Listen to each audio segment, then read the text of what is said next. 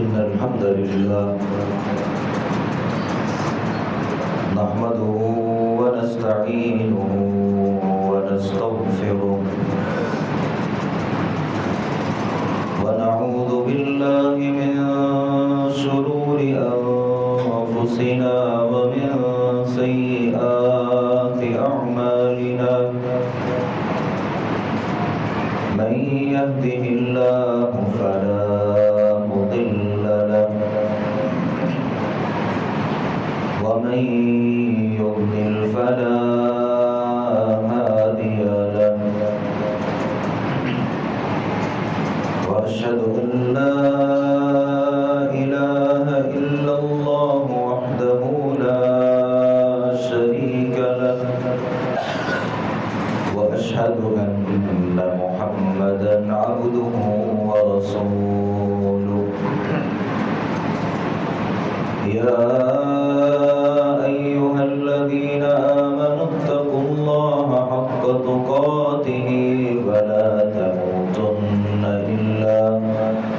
وأنتم مسلمون يا أيها الناس اتقوا ربكم الذي خلقكم من نفس واحدة وخلق منها زوجها وبث منهما رجالا كثيرا ونساء واتقوا الله الذي تساءلون به والأرحام إن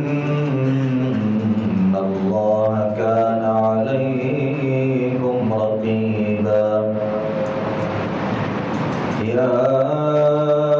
أيها الذين آمنوا اتقوا الله وقولوا قولا سديدا يصلح لكم أعمالكم ويغفر لكم ذنوبكم ومن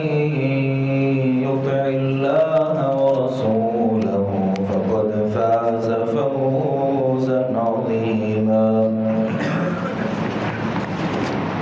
أما بعد فإن أصدق الحديث كتاب الله وأحسن الهدي هدي محمد صلى الله عليه وسلم وشر الأمور محدثاتها وكل محدثة بدعة وكل بدعة ضلالة وكل ضلالة في النار أعوذ بالله السميع العليم من الشيطان الرجيم من همزه ونفخه ونفثه بسم الله الرحمن الرحيم يا أيها الذين آمنوا قوا أنفسكم وأهليكم نارا وقودها الناس والحجارة عليها ملائكة غلاظ شداد لا يعصون الله ما أمرهم ويفعلون ما يؤمرون तमाम किस्म की तारीफ़ात तमहीदात अल्लाह रब्बुल आलमीन की ज़ात के लिए ख़ास हैं जिस खालिक कायनात मालिक कायनात अक़मुल हाकिमीन रब्बुल आलमीन ने हमें इंसान पैदा फरमाया दरूद व सलाम हो नबियों के इमाम पाकबाज़ों के सरदार नबी आखिरुज़्ज़मान जनाब मुहम्मद रसूलुल्लाह सल्लल्लाहु अलैहि व आलिहि वसल्लम की ज़ात गिरामी पर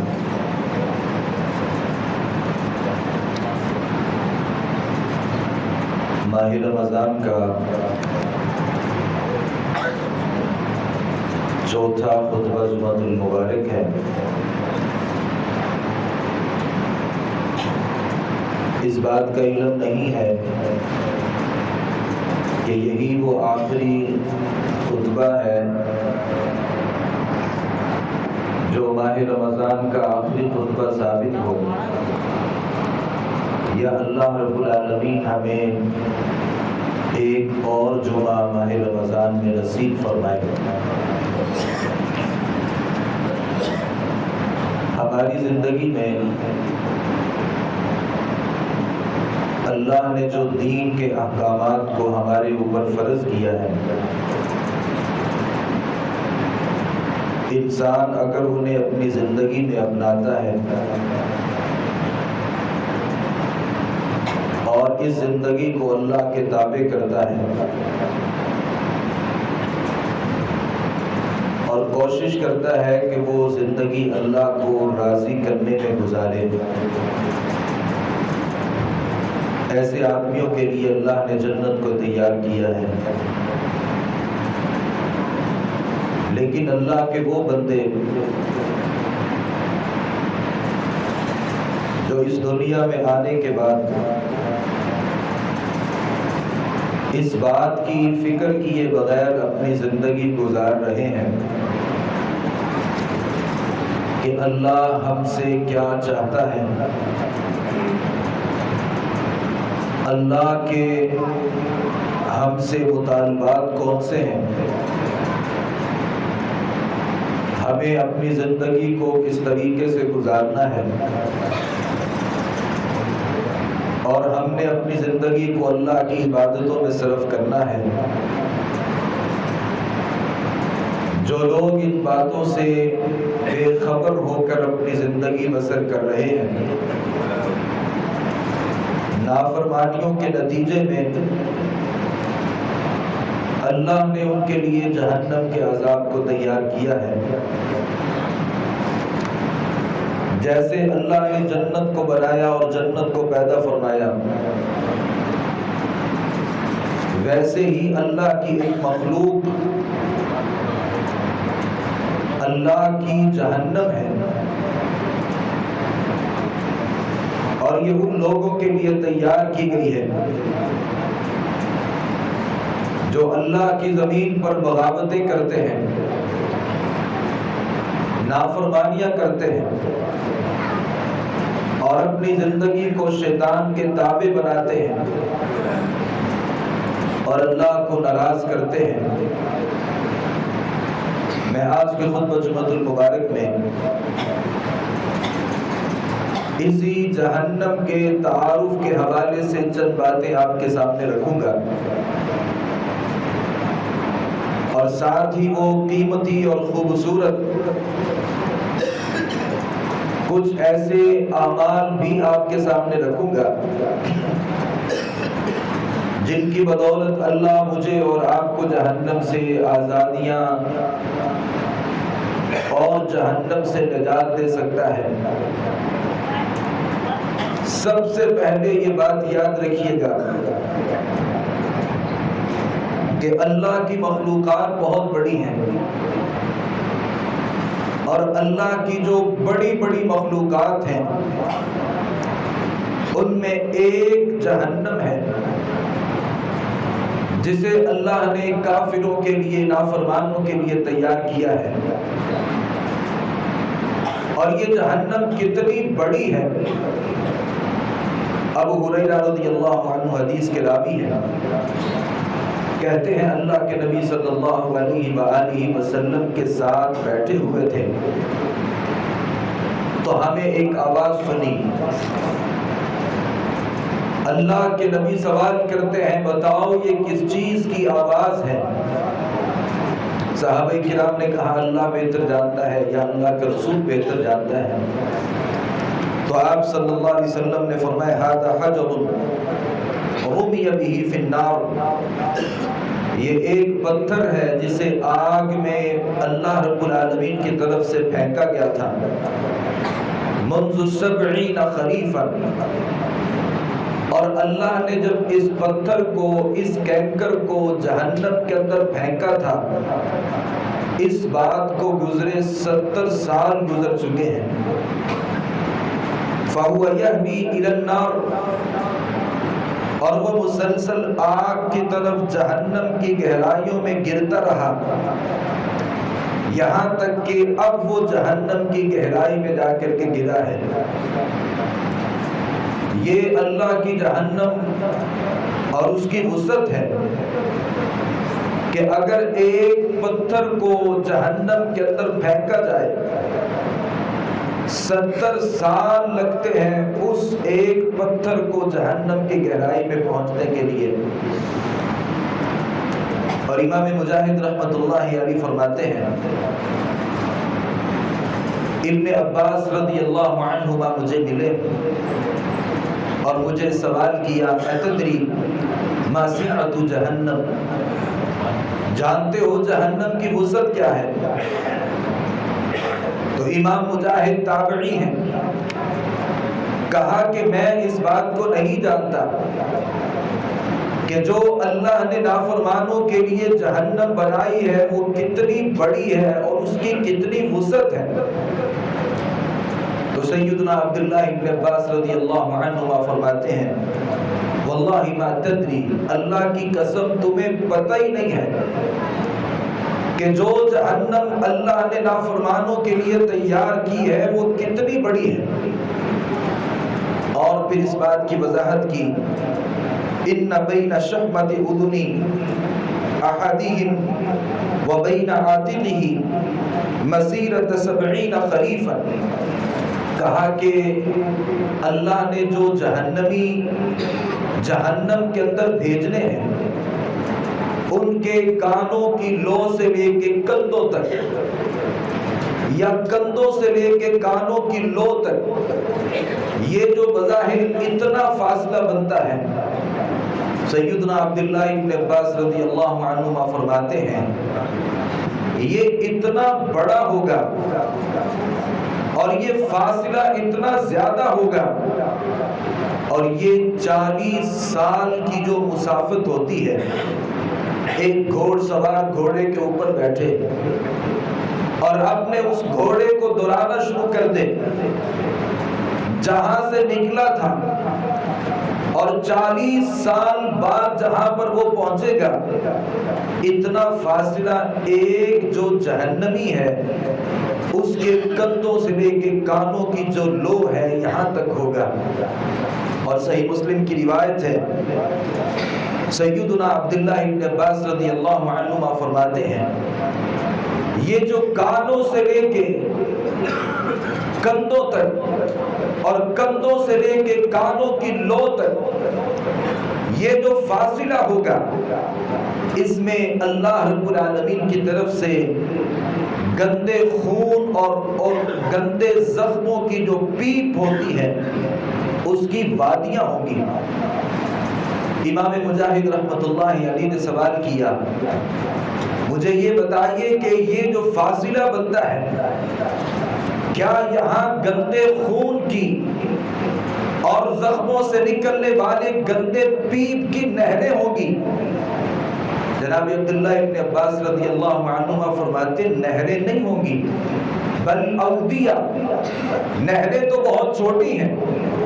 بلکہ اس دوران اللہ رب العالمین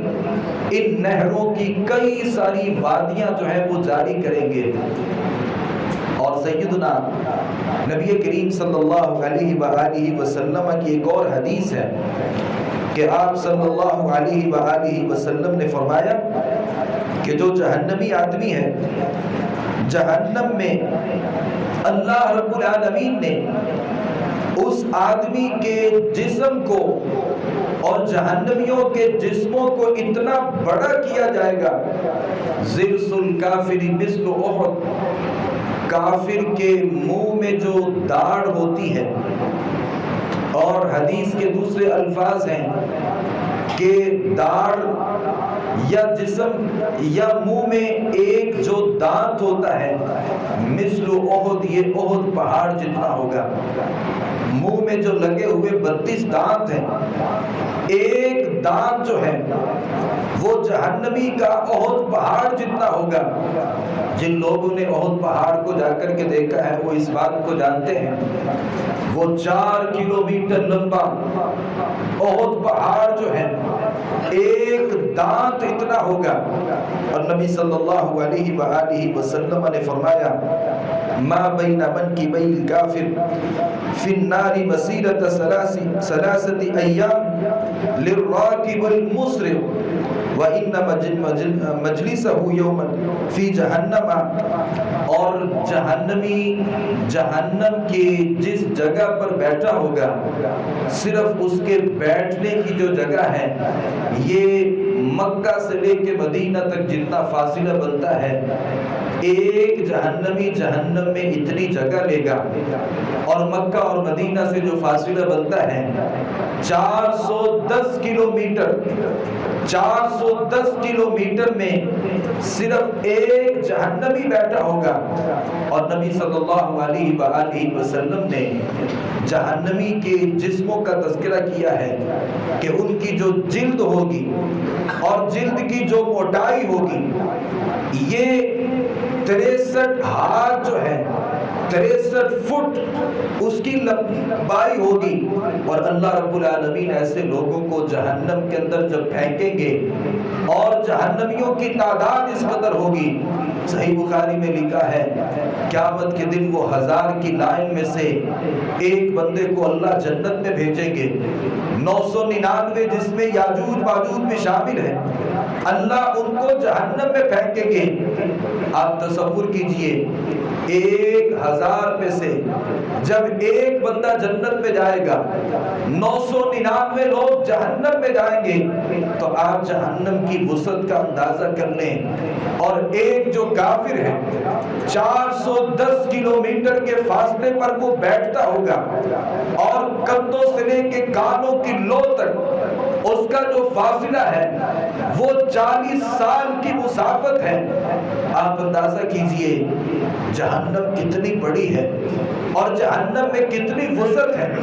قرآن اس بات کا تذکرہ کرتا ہے اللہ جب سارے جہنمیوں کو جہنم میں پھینک دیں گے، 1000 میں سے 999 جب جہنم کے اندر چلے جائیں گے، قرآن کہتا ہے یوم نقول لجہنم هل امتلأت وتقول هل من مزید. اللہ جہنم سے پوچھیں گے بتاؤ تم بھر چکی ہو،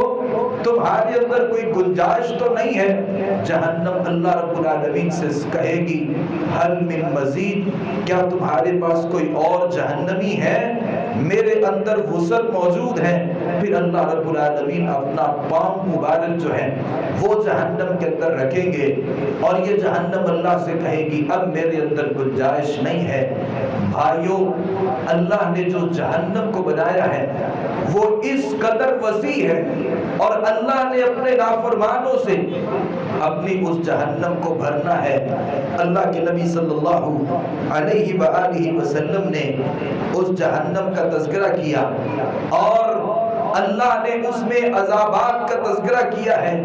جہنمیوں کو جب جہنم کے اندر دھکیلا جائے گا اور جہنم کو جب میدان محشر میں لایا جائے گا، حدیث میں آتا ہے قیامت کا دن ہوگا یؤتی بجہنم یوم القیامت لہا 70,000 زمام. جہنم کو لایا جائے گا جس کی 70,000 لگامیں ہوں گی، ہر لگام کو پکڑنے والے 70,000 فرشتے ہوں گے. 4 ارب 90 کروڑ جو فرشتے ہیں یہ اللہ رب العالمین کی جہنم کو گھسیٹتے ہوئے جہنم کو میدان محشر میں لائیں گے. اللہ نافرمانوں کو، انکار کرنے والوں کو، من مانیاں کرنے والوں کو، اللہ کے ساتھ عداوتیں پالنے والوں کو اپنی زندگی شیطان کے تابع کرنے والوں کو اور زندگی اپنی منمانی کے مطابق گزارنے والوں کو، اللہ کو ناراض کرنے والوں کو اللہ رب العالمین اس بھڑکتی ہوئی آگ میں بھیجیں گے۔ اور وہ بھڑکتی ہوئی آگ کیا ہے؟ قرآن کہتا ہے اس بھڑکتی ہوئی آگ کی آوازیں ہیں۔ جب جہنمی اس کے اندر آئیں گے اور جہنمی جب اس کے اندر ڈالے جائیں گے، جہنم کی ایک آواز ہوگی، جہنم کی ایک آواز ہوگی جیسے گدھے کی ایک آواز ہوتی ہے، اس آواز کو محسوس کیا جاتا ہے، وہ آوازوں میں گندی ترین آواز ہے۔ قرآن کہتا ہے جہنم جو ہے وہ قیامت کے دن دھاڑے گی، اور جہنم کا دھاڑنا ہے، جہنم لبل مرصاد وہ لوگوں کے لیے گھات لگا کر کے بیٹھی ہے۔ جیسے ہی لوگ اس کے اندر جائیں گے، جہنم اپنی لپیٹ میں اس کو لے لے گی۔ اللہ جب جہنم میں لوگوں کو بھیجیں گے، جسم گل سڑ جائیں گے، ہڈیاں جو ہے وہ گل سڑ جائیں گی۔ اللہ ان کے وجود کو نئے سرے سے ان کے وجود کو پیدا فرمائیں گے۔ اللہ ان کی چمڑیوں کو جو جل کر راکھ ہو جائیں گی، اللہ دوبارہ نئے سرے سے پیدا کر دیں گے۔ حدیث میں آتا ہے اللہ رب العالمین نے جہنم کے اندر جو سانپ پیدا کیے ہیں، یہ اونٹوں کی طرح بڑے بڑے سانپ ہوں گے۔ ایک مرتبہ جو سانپ کسی انسان کو ڈس لیتا ہے، حدیث میں آتا ہے 40 سال تک اس کے زہر کو، اس کے اثر کو محسوس کیا جائے گا۔ جہنم میں اللہ نے جو بچھو پیدا کیے ہیں، گھوڑوں کی مانند ہوں گے، جس کو ایک مرتبہ ڈسے گا وہ 40 سال تک اس کے اثر کو اور اس کی تکلیف کو محسوس کرے گا۔ بھائیوں، کون سی زندگی گزار رہے ہیں اور کس زندگی میں اپنے آپ کو مشغول کر رکھے ہیں؟ آپ اپنی زندگی میں اللہ سے اور اللہ کی اس جہنم سے بے خوف ہو کر کے کیسے اپنی زندگیوں کو بسر کر رہے ہیں؟ میرے بھائیوں، ضرورت اس بات کی ہے کہ وہ جہنم جو اللہ نے نافرمانوں کے لیے تیار کی ہے، مجھے اس جہنم سے آزادی کے لیے، جہنم سے خلاصی پانے کے لیے کچھ ایسے اعمال کرنے کی ضرورت ہے تاکہ میں اس جہنم اور عذاب جہنم سے اپنے آپ کو بچا سکوں۔ میں ان کاموں کا بڑے اختصار سے ذکر کرتا ہوں۔ سب سے پہلی بات ہے، مجھے لگتا ہے اور میں جانتا ہوں سبھی اس کو جانتے ہیں، لیکن ہم میں بے شمار ایسے لوگ ہیں زبانی کلامی اور زبان کی حد تک تو سارے اس کو مانتے ہیں، اگر عمل کی بات کی جائے آدھے سے زیادہ لوگ ایسے ہیں، آدھے سے زیادہ ایسے لوگ ہیں جو عملی طور پہ اس کو ماننے کے لیے تیار نہیں ہیں۔ معاذ رضی اللہ عنہ اللہ کے نبی صلی اللہ علیہ وسلم کے صحابی ہیں اور اللہ کے نبی سواری کے اوپر سوار ہیں، معاذ پیچھے بیٹھے ہوئے ہیں۔ اللہ کے نبی نے کہا یا معاذ، معاذ میری بات سنو۔ معاذ رضی اللہ عنہ فرماتے ہیں لبیک و سعدیک، اللہ کے نبی میں حاضر ہوں، میں آپ پر قربان ہو جاؤں، مجھے حکم فرمائیے۔ آپ صلی اللہ علیہ وسلم پھر فرماتے ہیں یا معاذ، اے معاذ۔ معاذ پھر کہتے ہیں اللہ کے نبی لبیک و سعدیک، آپ تیسری مرتبہ مخاطب کرتے ہیں یا معاذ۔ معاذ کہتے ہیں لبیک و سعدیک، اللہ کے نبی میں حاضر ہوں، میں آپ کی خدمت میں قربان ہونے کے لیے تیار ہوں۔ آپ صلی اللہ علیہ وسلم فرماتے ہیں معاذ من شہد اللہ الہ الا اللہ، جس نے اس بات کی گواہی دے دی اللہ کے علاوہ کوئی عبادت کے لائق نہیں ہے اور محمد صلی اللہ علیہ وسلم اللہ کے رسول ہیں، الا حرمہ اللہ علیہ النار، اللہ اس بندے کے اوپر جہنم کی آگ کو حرام کر دیتا ہے۔ اور دوسری حدیث ہے صدقا من قلبہ، بندے نے اللہ کی توحید کا اقرار کیا اور وہ اقرار زبانی کلامی نہیں تھا بلکہ صدقا من قلبہ، بندے نے دل کی گہرائیوں میں جا کر کے اور دل کی صداقت کے ساتھ جا کر کے اس بات پر یقین کر لیا کہ اللہ کے علاوہ کوئی عبادت کے لائق نہیں ہے اور نبی محمد جو ہیں صلی اللہ علیہ وسلم یہ اللہ کے رسول ہیں۔ آپ صلی اللہ علیہ وسلم نے فرمایا اللہ اس بندے کے اوپر جہنم کی آگ کو حرام کر دیتا ہے۔ معاذ رضی اللہ عنہ نے کہا اللہ کے نبی یہ تو ایک بہت بڑی خبر ہے، میں جا کر کے لوگوں کو بتا دیتا ہوں، اعلان کر دیتا ہوں کہ اللہ کے نبی نے اعلان کیا ہے جو آدمی زبان سے اللہ کی توحید کو مان لیتا ہے اور نبی کی رسالت کو تسلیم کر لیتا ہے، اللہ نے اس کے لیے جہنم کی آگ کو حرام کر دیا ہے۔ تو جناب معاذ کہتے ہیں مجھے اللہ کے نبی صلی اللہ علیہ وسلم نے فرمایا لوگوں سے جا کر کے یہ بات نہ کہنا، لوگ توکل کر لیں گے اور لوگ بھروسہ کر لیں گے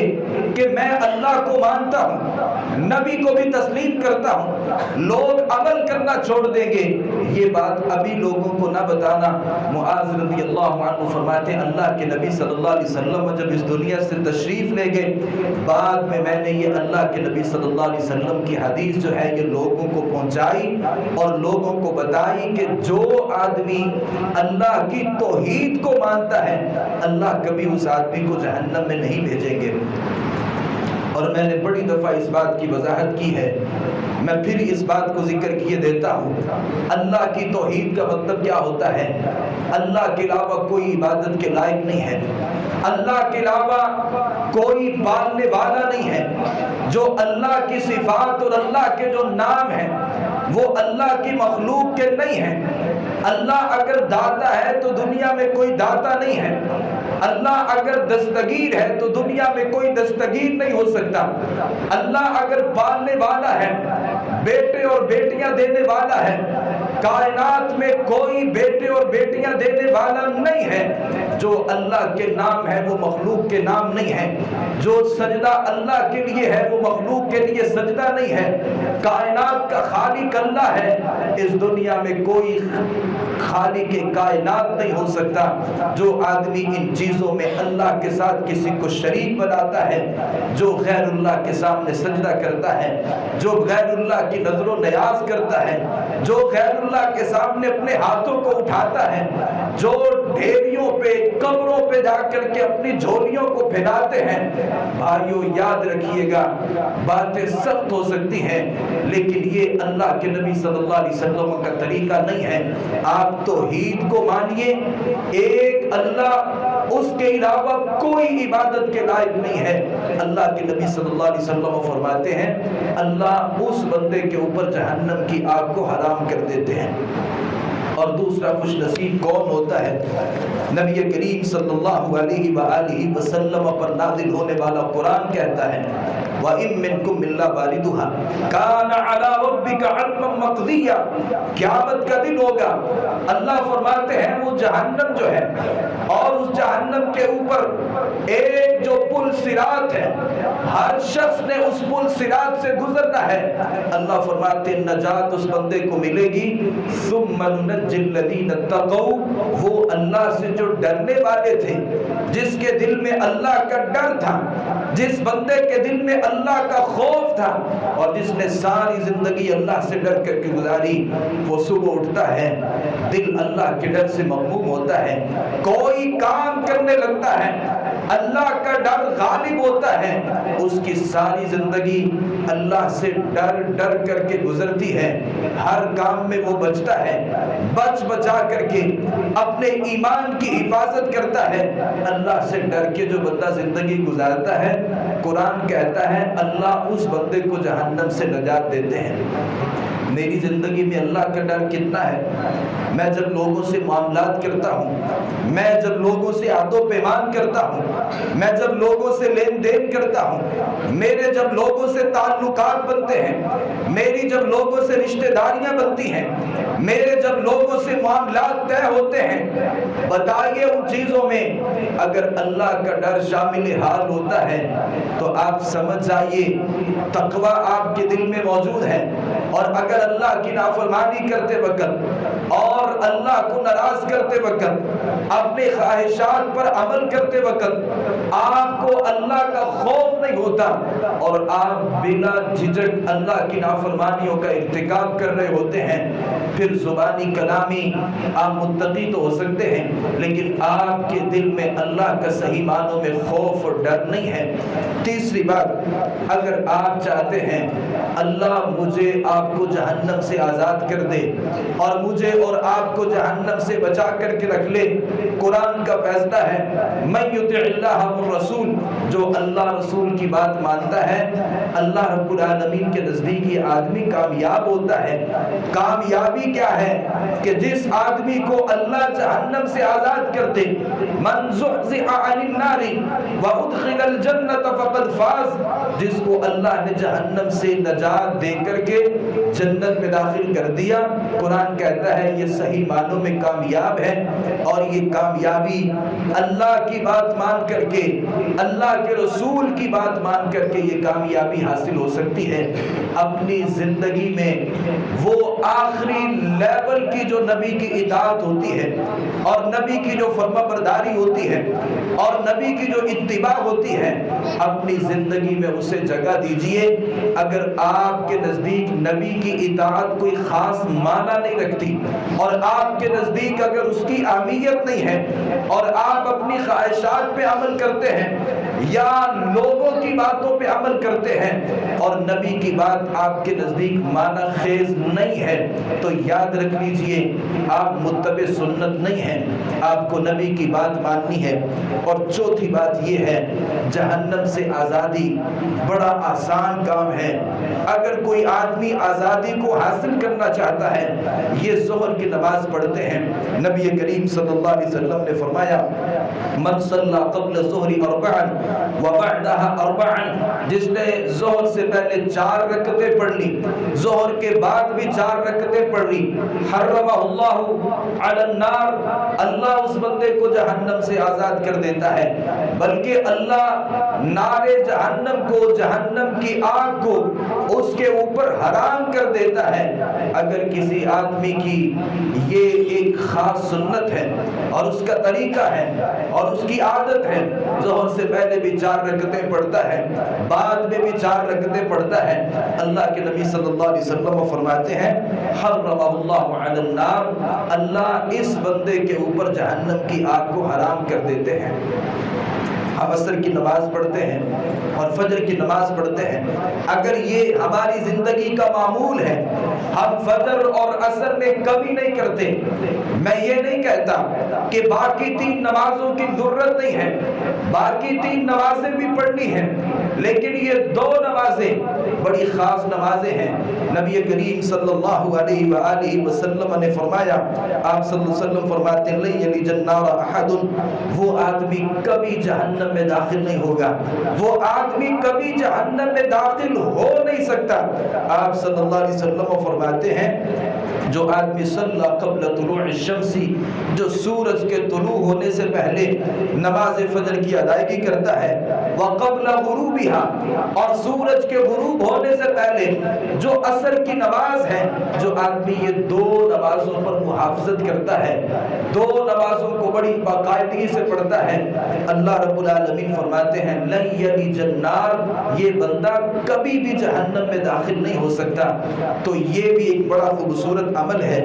ہماری زندگی میں ایک دعا ایسا عمل ہے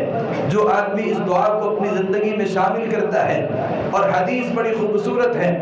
بڑی آسان بھی ہے، عمل بھی بڑا آسان ہے۔ اگر کوئی آدمی اس پہ عمل کرنا چاہتا ہے، اللہ کے نبی صلی اللہ علیہ وسلم فرماتے ہیں من سأل اللہ الجنت 3 مرات، جو بندہ اللہ سے صدق کے دل سے، دل کی گہرائیوں سے اور دل کے پورے یقین اور اطمینان سے اللہ کے سامنے ہاتھ اٹھا کر کے اللہ سے دعا کرتا ہے، اور اللہ سے دعا کرتے وقت 3 دفعہ یہ کلمات پڑھتا ہے۔ کلمات کیا ہیں؟ اے اللہ مجھے جنت دے دے، اے اللہ میں تیرے سے جنت کا مطالبہ کرتا ہوں، 3 مرتبہ اللہ سے جنت کو مانگتا ہے۔ قالت الجنہ، حدیث کہتی ہے جنت بھی اللہ سے دعا کرتی ہے اللہم ادخلہ الجنہ، اللہ اس بندے کو جنت میں داخل کر دے۔ 3 مرتبہ صدق کے دل سے اللہ سے جنت کا مطالبہ جو آدمی کرتا ہے، جنت اس آدمی کے لیے اللہ سے دعا کر رہی ہوتی ہے اللہم ادخلہ الجنہ، اللہ اس بندے کو جنت میں داخل کر دے۔ اور جو آدمی 3 مرتبہ اللہ سے جہنم کی پناہ میں آتا ہے اور اللہ سے جہنم کی پناہ مانگتا ہے، جہنم اللہ سے دعا کر رہی ہوتی ہے اللہ اس بندے کو جہنم سے آزاد کر دے، اللہ اس بندے کو جہنم سے آزاد کر دے، اللہ خلاصیاں دے دے اس آدمی کو جہنم سے آزاد کر دے۔ میرے بھائیوں، بڑے قیمتی لمحات ہیں اور یہ بڑے خوبصورت گھڑیاں ہیں، یہ ایام معدودات جو گنتی کے ہمارے پاس دن رہ چکے ہیں، نہیں پتا کہ کتنے دن ہیں اور کتنی جلدی سے یہ دن گزر جائیں گے۔ یہ جو دعا کا مہینہ ہے، یہ اللہ سے مانگنے کا مہینہ ہے، یہ بخششوں کا مہینہ ہے، یہ اللہ کی رحمتوں کو سمیٹنے کا مہینہ ہے۔ اس مہینے میں اللہ سے صدق کے دل سے 3 مرتبہ اللہ کی جنت مانگیے اور 3 مرتبہ اللہ سے جہنم کی پناہ میں آئیے۔ اللہ کی جنت اللہ سے دعا کرے گی، اللہ کی جہنم آپ کے حق میں اللہ سے دعا کرے گی۔ جنت کہے گی اللہ اس بندے کو جنت میں داخل کر دے، جہنم کہے گی اللہ اس بندے کو جہنم سے آزاد کر دے۔ دعا بھی جہنم سے آزادی کا ایک اور بہت بڑا سبب ہے۔ ہم روزہ رکھتے ہیں، حدیث کہتی ہے الصوم جنہ، روزہ ڈھال ہے۔ یہ روزہ بندے اور جہنم کے درمیان ڈھال کا کام دیتا ہے۔ جیسے کوئی آدمی میدان جہاد میں جاتا ہے اور دشمن کوئی تیر اس کی طرف پھینکتا ہے، جو آدمی اپنی ڈھال کو استعمال کر کے اپنی جان کی حفاظت کرتا ہے، روزہ بھی جہنم سے ڈھال ہے۔ یہ الصوم جنہ، روزہ ڈھال ہے۔ کتنے ایسے لوگ ہیں جو 2-4 روزوں کے علاوہ آگے روزے رکھتے ہی نہیں ہیں۔ ہیلے بہت زیادہ ہیں، بہانے بہت زیادہ ہیں، لوگوں کو قائل کرنے کے لیے باتیں بہت زیادہ ہیں۔ کاروبار کرنا ہوتا ہے، محنت مزدوری کرنا ہوتی ہے، ہماری طبیعت خراب ہے، ہم روزے رکھ نہیں سکتے، ہم سے بھوک برداشت نہیں ہوتی، ہم تو مرنے کے قریب پہنچ جاتے ہیں۔ یہ بھائیوں، یہ باتیں مجھے آپ کو مطمئن کر سکتی ہیں۔ بتاؤ اللہ کو کیسے راضی کرو گے، اللہ کو کیسے مطمئن کرو گے؟ کیا باتیں ہیں؟ جب انسان کا وجود اللہ سے بات کرے گا، ہاتھ اللہ سے گفتگو کریں گے، ٹانگیں اللہ سے ہم کلام ہوں گی، زبان کو تالا لگا دیا جائے گا، ہاتھ اللہ سے گفتگو کریں گے کہ یہ انسان طاقت رکھتا تھا، اس کے پاس صلاحیت تھی، اس سب کے باوجود اس نے ہیلے اور بہانے کے راستے کو اختیار کر کے اللہ تیری نافرمانیاں کی ہیں، تو اللہ کو تو قائل نہیں کر سکو گے۔ الصوم جنہ، روزہ ڈھال ہے جہنم اور بندے کے درمیان، اسے اپنی زندگی میں اپنائیے۔ صحیح بخاری کی روایت ہے، نبی کریم صلی اللہ علیہ وسلم نے فرمایا من صام یوما فی سبیل اللہ، جس نے ایک روزہ اللہ کے راستے میں رکھا، فرضی روزے کی بات نہیں کر رہا، میں نفلی روزے کی بات کر رہا ہوں، میں نہیں کہہ رہا، اللہ کے نبی کی حدیث ہے بعد اللہ وجہہ عن النار 70 خریفا، اللہ اس بندے کو 70 سال کی مسافت سے جہنم سے دور کر دیتا ہے۔ یہ روزہ جو ہے نفلی روزے کی بات ہے۔ آپ تصور کریں جو فرضی روزے رکھتا ہے، جو اللہ نے فرض کیے ہیں، اللہ کے نزدیک ان کا اجر کتنا بڑا ہوگا۔ یہ جہنم روزے سے، یہ جہنم روزہ جو ہے یہ جہنم سے ڈھال ہے۔ اپنی زندگی میں روزے کا معمول جو ہے یہ بنائیے۔ پھر ہم جو ہے صدقہ کرتے ہیں، یہ صدقہ جو ہے یہ بھی آدمی کو جہنم سے آزادی دلاتا ہے۔ ایک موقع پر اللہ کے نبی صلی اللہ علیہ وسلم نے سب سے جو چھوٹا صدقہ ہوتا ہے، جو ہم میں سے کوئی آدمی بھی کر سکتا ہے، میں اس بات کو ماننے کے لیے تیار نہیں ہوں کہ یہاں ہال میں جتنے بھی لوگ بیٹھے ہیں کوئی ایک آدمی بھی ایسا نہیں ہوگا جو وہ صدقہ نہیں کر سکتا جو اللہ کے نبی صلی اللہ علیہ وسلم نے فرمایا۔ آپ صلی اللہ علیہ وسلم فرماتے ہیں اتقوا النار ولو بشق تمرہ، جہنم کی آگ سے بچو اگرچہ اللہ کے راستے میں کھجور کا ایک جو دانہ ہوتا ہے، کھجور کا ایک جو ٹکڑا ہے، اگر یہ آپ کو اللہ کے راستے میں دے کر کے جہنم سے آزادی ملتی ہے تو کھجور کا ایک ٹکڑا اللہ سے اللہ کے راستے میں دو۔ ہم میں سے کوئی آدمی ایسا نہیں ہے جس سے ایک کھجور جو ہے اور کھجور کا جو ایک ٹکڑا ہے اللہ کے راستے میں صدقہ کرنے کی استطاعت نہیں ہے۔ ہم میں سے کوئی آدمی ایسا نہیں ہے اگر ایک کھجور کا ٹکڑا بھی آپ اللہ کے راستے میں دیں گے، آپ کا اخلاص ہوگا، اللہ کا ڈر ہوگا اور اللہ سے ثواب کی امید ہوگی، مجھے یقین ہے، حدیث کہتی ہے کہ یہ آدمی اللہ رب العالمین کی طرف سے یہ جو صدقہ ہے یہ اس آدمی کو جہنم کی آگ سے بچا سکتا ہے۔ تو میرے بھائیوں، ہمیں یہ چھوٹے چھوٹے اعمال جو ہیں اپنی زندگی میں انہیں جگہ دینے کی ضرورت ہے۔ اللہ کا جو خوف ہوتا ہے اور جو اللہ کا ڈر ہوتا ہے، نبی صلی اللہ علیہ وسلم نے فرمایا اللہ کے نزدیک دو آنسو بڑے قیمتی ہوتے ہیں اور اللہ کے نزدیک ان کی اہمیت بہت زیادہ ہے، اللہ کے نزدیک ان کی قدر و منزلت بہت زیادہ ہے۔ ایک وہ آنسو جو انسان اللہ کی یاد میں اپنی آنکھوں سے آنسوؤں کو بہاتا ہے، اور ایک وہ قطرہ جو میدان جہاد میں شہادت کے وقت نکلتا ہے۔ یہ دو قطرے اللہ کو بڑے پسندیدہ ہیں۔ میدان جہاد میں خون سے نکلنے والے وہ قطرات اور اللہ کی یاد میں آنکھوں سے نکلنے والے جو آنسو ہیں، ایک قطرہ جو ہے یہ جہنم کی آگ کو بجھانے کے لیے کافی ہے۔ یہ اعمال اپنی زندگی میں کرنے کی ضرورت ہے۔ اللہ مجھے آپ کو توفیق عطا فرمائے۔ وما علینا الا البلاغ المبین۔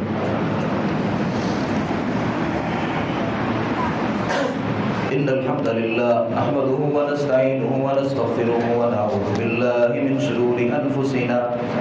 ومن سيئات أعمالنا، من يهده الله فلا مضل له ومن يضلل فلا هادي له، وأشهد أن لا إله إلا الله وحده لا شريك له، وأشهد أن محمدا عبده ورسوله۔ يا أيها الذين آمنوا اتقوا الله حق تقاته ولا تموتن إلا وأنتم مسلمون۔ يا أيها الناس اتقوا ربكم الذي خلقكم من نفس واحدة وخلق منها زوجها وبث منهما رجالا كثيرا ونساء،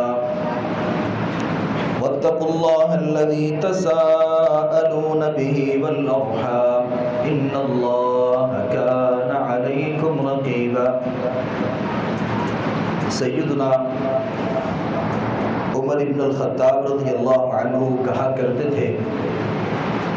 کہ اگر آسمان سے ایک اعلان کرنے والا اعلان کرے کہ اللہ نے تم سارے لوگوں کو جہنم سے آزاد کر دیا، لیکن ایک آدمی ایسا ہے کہ اللہ نے اسے جہنم سے آزاد نہیں کیا، تو عمر ابن الخطاب کہا کرتے تھے کہ میں امید کروں گا اور مجھے لگے گا کہ وہ میں ایک آدمی ہوں۔ یہ اللہ کا خوف ہے۔ اور پھر اللہ پر امید کیا ہے کہ اگر آسمان سے کوئی اعلان کرنے والا اعلان کرے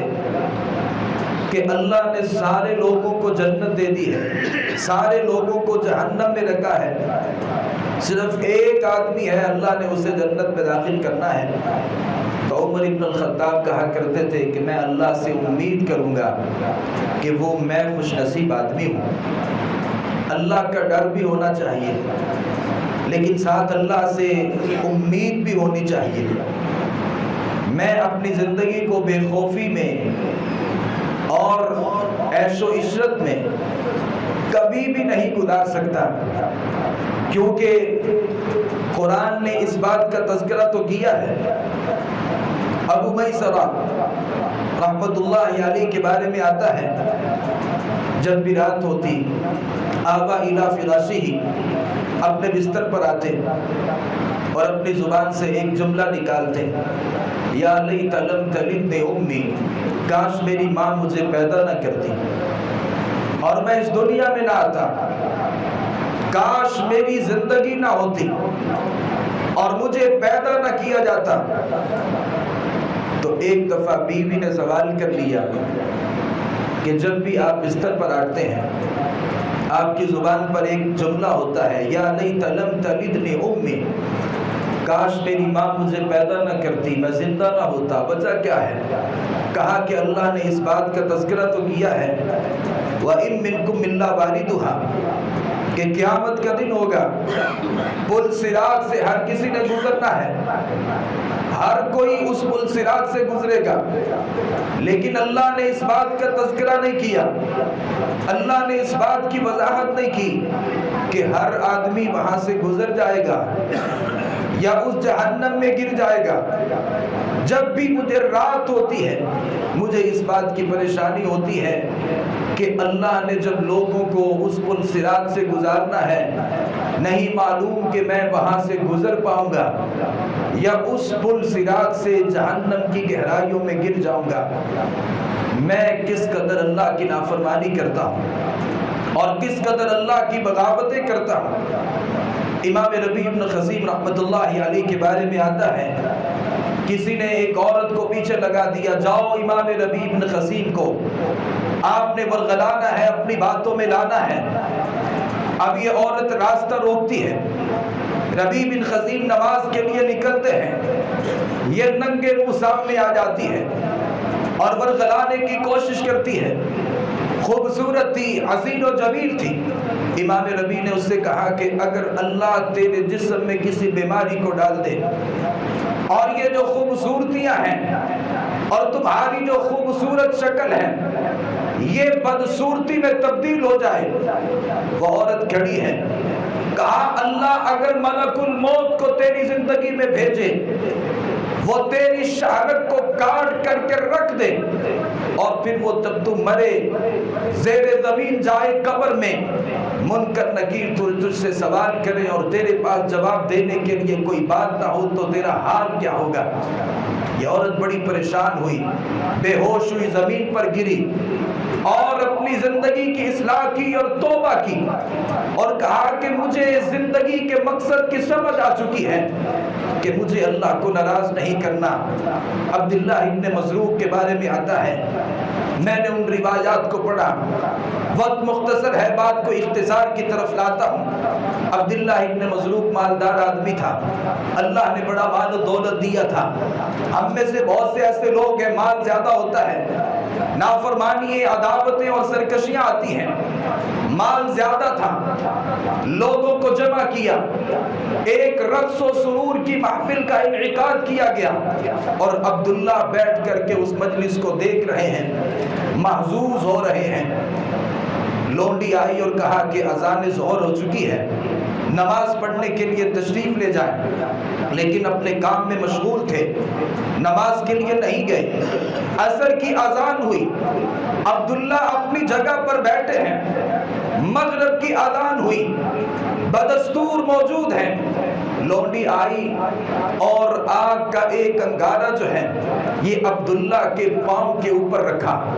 عبداللہ سیخ پا ہو گئے، ناراض ہو گئے، اپنی لونڈی کو ڈانٹنا شروع کر دیا کہ یہ آگ تم نے میرے قدموں کے اوپر جو رکھی ہے وجہ کیا ہے؟ تو یہ لونڈی عبداللہ ابن مسروق کو نصیحت کرنے لگی، کہا یہ دنیا کی آگ ہے جو جہنم کی آگ سے 69 گنا حدت اور شدت میں کم ہے۔ ایک لمحے کے لیے تم اس کی تکلیف کو برداشت نہیں کر سکے، بتاؤ اللہ کی نافرمانیاں کرو گے، بغاوتیں کرو گے، اللہ کو ناراض کرو گے، پھر اللہ جو جہنم میں آپ کو پھینکیں گے وہ اس دنیا کی آگ سے 69 گنا حدت اور شدت میں زیادہ ہے۔ اس آگ کو برداشت نہیں کر سکے، اس آگ کو کیسے برداشت کرو گے؟ عبداللہ کو بات سمجھ آ گئی اور کہا کہ میں اللہ کے سامنے توبہ کرتا ہوں، جو لونڈیاں تھی، جو مال و دولت تھا، سارا اللہ کے راستے میں صدقہ کر دیا اور مال و دولت پھر پاس نہیں رہا، اور پھر یہ اپنا گزارا گلیوں بازاروں میں چھوٹی چھوٹی چیزیں جو ہیں وہ فروخت کر کے اپنے گھر کا گزارا کیا کرتے تھے اور درویشی کی زندگی گزار دی اور ساری زندگی اللہ رب العالمین کو راضی کرنے میں گزار دی۔